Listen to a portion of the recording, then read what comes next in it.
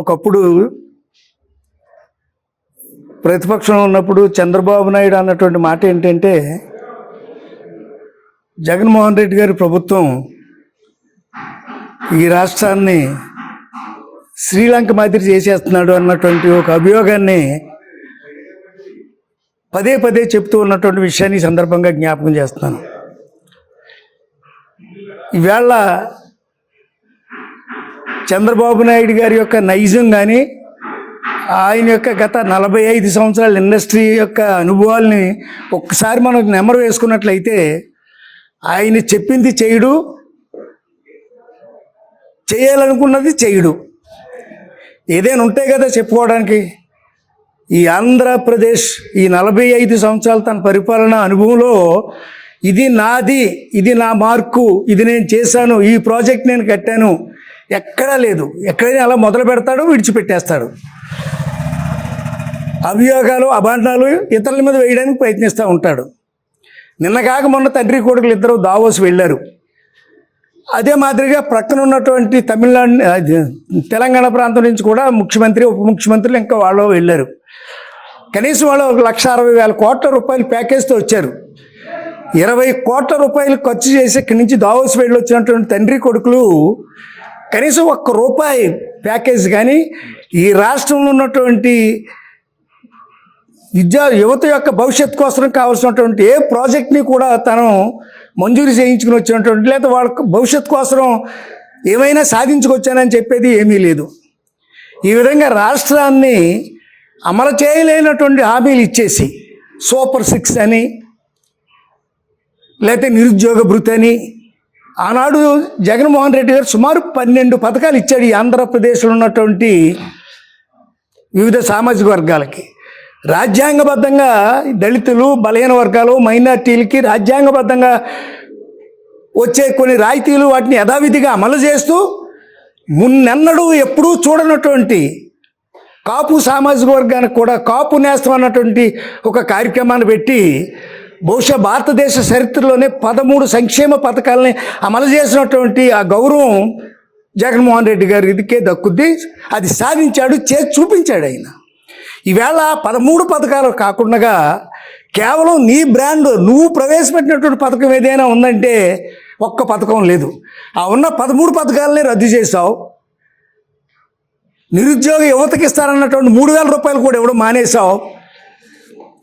కేవలం ఆనాడు జగన్మోహన్ రెడ్డి గారు ఎన్నికలు మేలో వస్తున్నాయనే ముందు, మార్చికి ముందు కొన్ని అభివృద్ధి కార్యక్రమాలకి క్యాబినెట్ ఆమోదంతో వాటికి డబ్బులు కూడా మంజూరు చేసి, ఏదైతే ఆర్థిక ఆ యొక్క వెసులుబాటును కూడా చూపించి ఈ కార్యక్రమాలు వెంటనే చేయండి అన్నప్పుడు వెంటనే ఎలక్షన్ కోడ్ రావడం, ఆ కోడ్ వచ్చినటువంటి సందర్భంలో ఆ పనులన్నీ నిలుపుదల చేయడం, ఎన్నికలు అయిన తర్వాత ఈ 5-6 మాసాల తర్వాత మొదలుపెట్టాడు ఆ వర్కులన్నీ ఇప్పుడు చంద్రబాబు నాయుడు. ఇవన్నీ కూడా ఇప్పుడు ఎక్కడైనా 1 కిలోమీటరో, 1/2 కిలోమీటరో, 100 మీటర్లో రోడ్లు వేస్తున్నారు అన్నప్పుడు ఆ రోడ్లన్నీ కూడా జగన్మోహన్ రెడ్డి గారు ముఖ్యమంత్రిగా ఉన్నప్పుడు శాంక్షన్ చేసినటువంటివే. ఈవేళ నువ్వు వచ్చిన తర్వాత ఎక్కడైనా ఒక క్యాబినెట్ నోట్ కానీ, లేకపోతే డిపార్ట్మెంట్ల వారీగా మంజూరైనటువంటి ఆ డేట్లు కానీ ఎక్కడైనా ఒక్క రోడ్డు, ఒక్క అభివృద్ధి కార్యక్రమం లేదు. ఆనాడు సచివాలయాలు, ఆనాడు గ్రామాల్లో ఉన్నటువంటి ఆరోగ్య విషయంలో మెరుగైనటువంటి ప్రభుత్వ ఆసుపత్రులను నిర్మాణం చేసే విషయంలో కానీ, ఈ రాష్ట్రానికి ఒక మంచి వైద్యులను తీసుకురావాలని ఒక 17 యూనివర్సిటీలు, 15 మెడికల్ యూనివర్సిటీలు పెట్టించినటువంటి చరిత్ర కానీ, సుమారు 11-12 పోర్ట్లు మన ఆంధ్రప్రదేశ్లో ఉన్నటువంటి 970 కిలోమీటర్లు ఉన్నటువంటి విశాలమైనటువంటి ఈ యొక్క సముద్ర తీర ప్రాంతాల్లో 11-12 పోర్టులు కట్టించినటువంటి నిర్మాణం, మత్స్యకారులకు సుమారు 6 షిప్పింగ్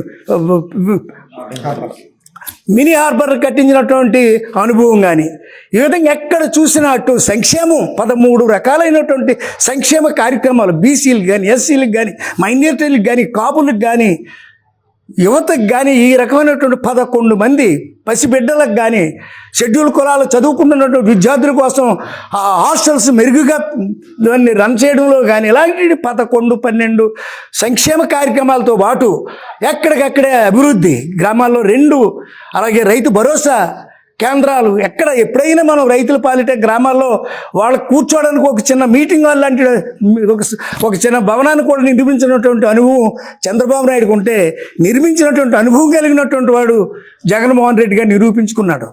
ఇలాంటివన్నీ అమలు చేయలేనటువంటి హామీలు ఇచ్చావు.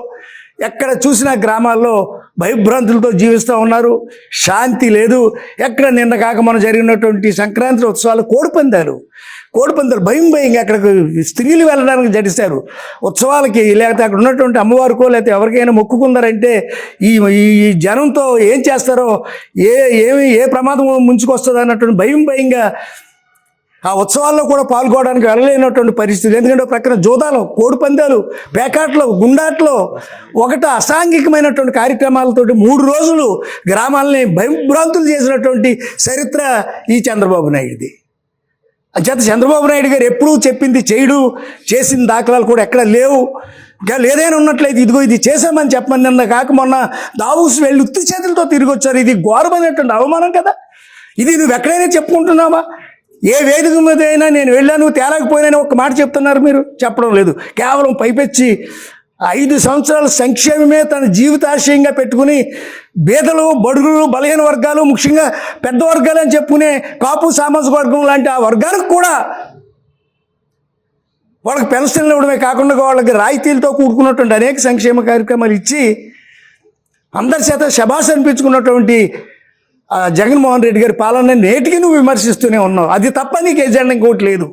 అంచేత దయచేసి రాష్ట్ర ప్రజలందరూ గమనించండి. మరొక శ్రీలంకలాగా తయారు చేశాడు ఆంధ్రప్రదేశ్ని. ఆంధ్రప్రదేశ్ అప్పులు ఇచ్చేవాళ్ళే రావడం లేదు. ఆంధ్రప్రదేశ్లో ఏమైనా డెవలప్ చేద్దాం లేదా ఒక మంచి ఇండస్ట్రీ పెడదామని ఆలోచనతో ఉన్నటువంటి వాళ్ళే ఈ దేశంలో కానీ ప్రపంచంలో కానీ ఎవరు లేరు.